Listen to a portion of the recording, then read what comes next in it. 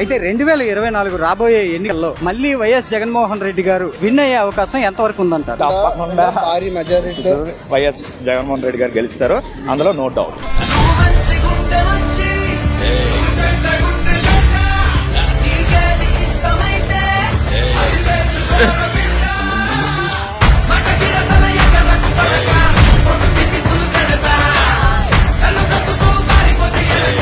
ఎందుకంటే తండ్రికి తగ్గ తనయుడు అని చెప్పేసి నిరూపించుకున్నాడు.